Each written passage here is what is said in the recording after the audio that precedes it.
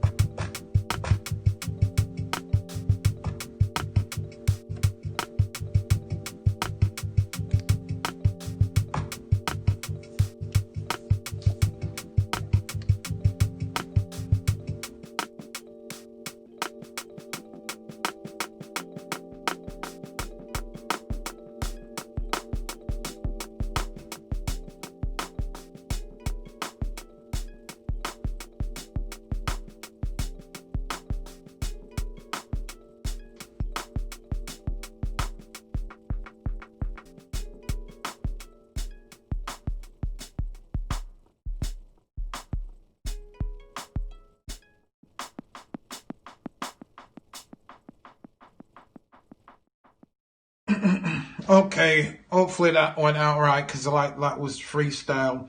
There's a lot more I would have done, but I'm already into 7 minutes here, and I just wanted to keep this short. So I want to explain what I did there. A couple of things about this. What you need to set up is you have to do shift and solo, and you change solo into a Q track. And what that means is instead of it coming out of 1 and 2, it comes out of 3 and 4 and the headphones. So as long as you've got nothing coming out of 3 and 4, it'll go directly to your headphones. And your headphones here is exactly like a DJ mixer. It's got Q mix there, so you can hear the thing, what's coming out of your headphone, or the other side, or a mix of both together. So that's one of the things you have to set up, and you do that by shift and solo and turn it to Q tracks. That's one thing. The other thing what I did was I had preview on. I didn't really look through it, but because it's in the queue in the other side of my thing, I can hear that without that going out. So I could choose a kit to use and then just go through the kits. How I set that up is you have to go to menu and you go here to settings and then you go to general and you come down and you make that 3 and 4. 3 and 4 is always the headphones and that. So the one more thing that I did do, so you didn't hear, when I press record, you wouldn't hear the metronome because, again, same shift, metronome, 3 and 4. So you have to set these things up for that. But what's great about that is, because I was kind of wanting to do it kind of quickly and I didn't really do much of the mixing there, you can come up with a lot of original material. I could use mutes and muted stuff on, but I'm conscious that because I'm recording this and I'm going to have to explain it, I didn't want to do too much. So this is one's hopefully relatively quick. Can I make it before 10 minutes? Okay. The only thing you have to keep in mind, right, at the moment, because of this is not the latest update. The latest update, I guess, is the one after June or coming at the end of this month or maybe the end of this year, who knows. I feel some of this is going to be changed. One key thing, if you do this setup, you've got to remember it's permanently like this until you change it back. So whatever you do, if you're going to start creating other beats or you're not going to use the crossfader mixer, not so much the crossfader, but the way the signal comes out, the metronome and the preview, you have to go back and reset them again. The other thing as well is when you load in a track, that track resets. So when you load that in, I had this sending to submix 1, and in submix 1 I've set up some EQs on one side and on the other. When you load in a track, so that's playing now. So if I load in a track on this side, right, I'm gonna load a track in here. I'll preview something. Let me see. I haven't got it on automatic preview, but let's try and find something. I'll do Soul Provider. Let me have a listen. Right, okay.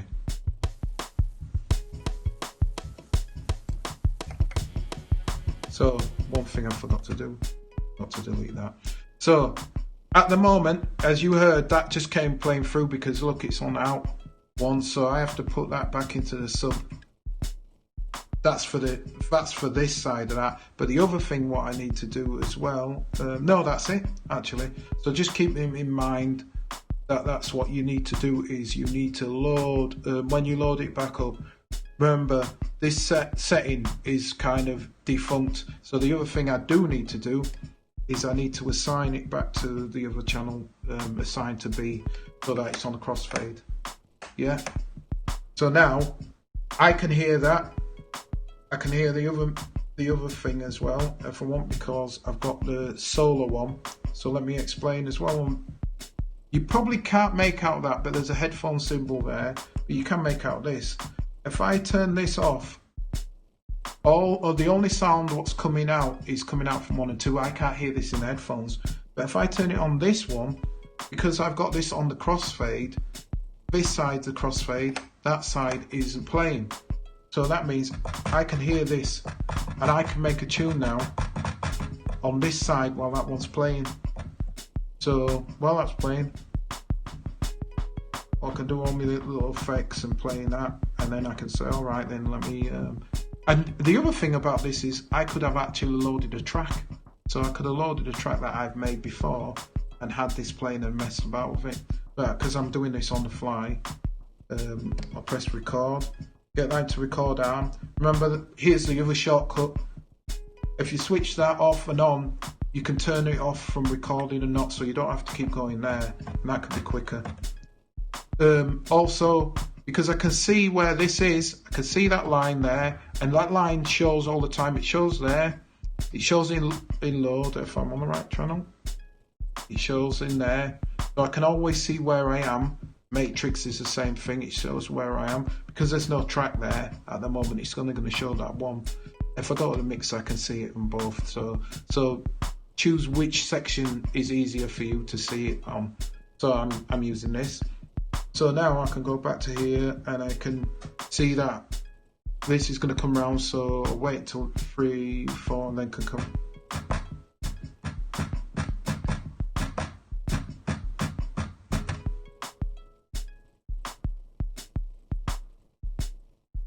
And I actually missed it, but it's all right. Just do. You know what? I'll do that again. I can do that. Go back to mixer. So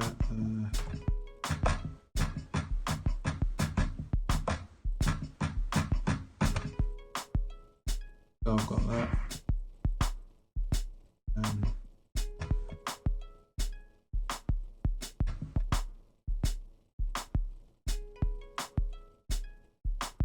Then that off to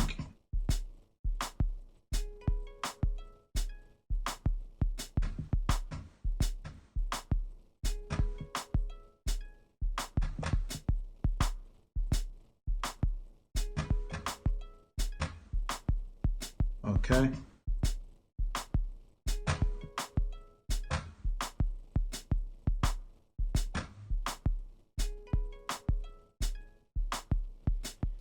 So now I can bring this in.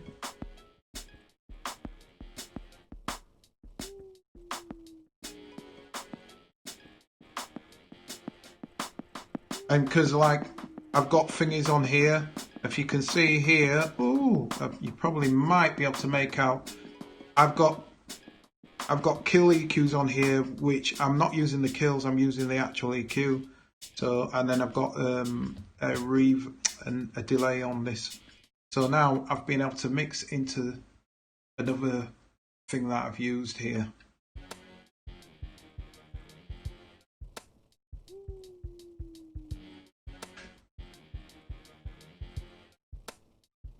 Yeah. And even though the metronome is on, you can't hear the metronome. So that's gone on longer than I actually wanted. Hopefully this has been helpful, might give you some ideas. It's something that I'm going to start doing. It's just coming up with original tracks, and then if you like something, you can save it as a track. But depending on how you made it, I've made these just using kits. So I could save it as a track, and then I've got my own original material. Hope this has been helpful. Ask questions, like I say, helps me. Hope you all are out there, and as always, get me full out. Peace.